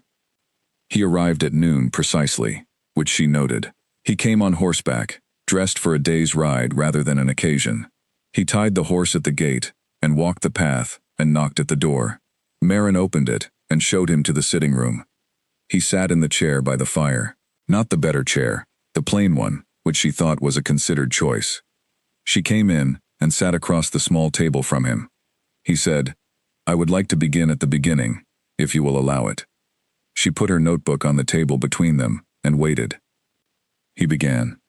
He went back to her father's study and the arrangement and why he had agreed to it, and he did not soften the reason, which was that the debt was very large and the offer was straightforward, and he had made the calculation that it was a tolerable thing to do. He said he had told himself that her situation before the arrangement was not enviable, and that the arrangement gave her a title and a property, and a degree of security she would not otherwise have had, and he had used these things to make the calculation more tolerable to himself, while knowing at the point of making it that they did not quite cover it. He said, "I told myself it was an adequate solution. It was not. It was a convenient one. There is a difference." She listened. She did not write anything. He spoke about leaving her at Thornfell in midwinter. He did not omit the condition of the lodge, or his knowledge of it. He said he had told himself the larder was stocked, and the firewood was sufficient, and that Marin was capable, which were all true, and had chosen to believe these things constituted adequate provision, which he now knew they did not. He said, "I spoke about you to people in terms that were not honorable. I referred to the arrangement in ways that protected my position, and did not consider yours. I would like you to know that I know this." He spoke about Sephra. He named it directly. He said it had ended in November, and he offered no particular explanation, because she had not asked for one, and because the explanation was less important than the fact. When he had said what he needed to say, he stopped. He looked at the small table between them. Then he looked at her. She picked up the pen. She wrote slowly and in her clearest hand, because this sentence deserved to be clear. She turned the notebook around. He read, "You thought silence meant I had nothing to say. I had everything to say. I was simply choosing my audience." He sat with this for a long time. The fire moved quietly beside them. Outside the window, the cleared grounds and the herb garden and the edge of the forest beyond were still in the December morning. He said, quietly, "Yes, I know." She wrote, "What do you want from this hour?" He said, "To say what should have been said before any of it began, that you deserved better than you were given, that I made wrong choices, and I made them knowing they were wrong, which is worse than making them in ignorance." She wrote, "And what comes after the saying?" He said, "Whatever you decide, I am not here to take anything back, or to renegotiate anything. I am here to say what is true, and then to go." She wrote, "The lodge is mine. The terms of the arrangement are mine to revise when I choose to revise them, and in the direction I choose. You have no claim in that process." He said, "I know that." She wrote, "Good." She looked at him for a moment. He was thinner than she remembered. Not in a way that suggested illness. In the way of a man who has spent several months in a less comfortable relationship with himself than he had previously managed. She wrote one more thing. She turned the notebook to him and held it there. He read, "You were not all wrong. You made a foolish choice, and choices like that tend to travel. But you are not all the choice you made. I think you know that now." He read it twice. He looked up. She was looking at him with the steady, clear, unhurried attentiveness that was simply how she looked at everything. Not with warmth exactly, not yet, not with coldness, with the full and honest attention of a person who has decided to see you as you actually are. He stood when she stood. He held out his hand. She looked at it for a long moment, and then she took it, and shook it once, firmly, the way you seal something that is agreed. She let it go. He picked up his coat. He walked to the sitting room door. He paused in the doorway for a moment without turning around. He said, "The plaque is correct." Then he went. She stood in the sitting room and listened to his footsteps in the entrance hall, the sound of the front door, the sound of his horse on the path. She stood there until the sound was entirely gone. Then she went to the office and opened the cedar box. She took out the letters and held them for a moment, the whole stack, 43 letters to a man who would never read them. She put them back. She closed the clasp. She put the box in the bottom drawer of the desk. 11 days later, his lawyer delivered the signed copy of the formal terms. He had signed every page and had not changed a single clause. December settled over Thornfell Lodge and Greyfen in the particular way of a deep northern winter, steady, unhurried, with a quality of patience that the shorter winters of the South did not have. The snow came properly in the second week of the month and stayed. The herb garden went under it again and would not come back until April, when it always came back. 3 young men from Greyfen appeared one morning with shovels and cleared the paths without being asked or paid. Alara saw them from the kitchen window and signed to Marin, who went out and came back with the information that they were Edmund Frey's apprentices and had come on their own initiative. Nell Forster left a pie at the kitchen door on a Tuesday morning. It was there when Alara came out at 7 and was still warm, which meant Nell had been there very early and had not knocked and had not needed to. Alara brought it in, and it was a very good pie. Lord Pemberton wrote asking if the lodge could accommodate 8 guests in January. She wrote back with the rates and the available dates, and within the week he had confirmed. She began the winter menu for January. She thought about the 8 guests, and what they would need, and what she wanted to say to them in 14 courses, and how to say it, with what the cellar, and the garden, and the village suppliers, and the North Road had given her to work with. On a morning in early December, before the sun was fully up, she stood in the kitchen doorway, with the bread proving in its cloth on the table behind her. The snow on the herb garden was smooth and undisturbed. The trees at the edge of the grounds held their snow in long white lines along their branches. Greyfen's wood smoke made thin, pale columns in the still air above the tree line to the south. Soot sat at her feet. She had put his piece of dried meat on the step when she opened the door, and he had taken it, and sat, and was now regarding her with the composed, assessing dignity of an animal that has decided this is an acceptable arrangement for both parties, and expects it to continue. Inside, Marin was at the far counter. Alara could hear her, which meant she was humming. Marin could not hear herself humming. She did it when she was content, a small movement of throat and lips, the memory of sound. The cold air came in through the doorway. The warmth of the kitchen came out. Between them, in the place Alara was standing, the temperature was exactly the comfortable middle of both. She opened her notebook to a clean page. She held the pen. She was thinking about the 8th course for January, and whether she had the right approach to it yet. And she was thinking about the letter to her father that she would write this afternoon, the real one, the one she had been composing in her head for weeks, and was ready now to put on the page. She was thinking about the spring and the herb garden coming back up through the thaw, and whether the lemon balm had spread enough over the winter to give her what she needed for the season. She was thinking about the word that Marin had signed in the dining room, that word that did not translate exactly but meant something like, "This is what you were always going to be." She was thinking about a man who had pocketed a torn page in the outer pocket of his coat and had been 3 hours south before he had said anything to anyone about it. She noted this and held it where it was and did not assign it more weight than it currently had, because things that deserved more weight would reveal that by themselves in their own time. She put the pen to the page. She began.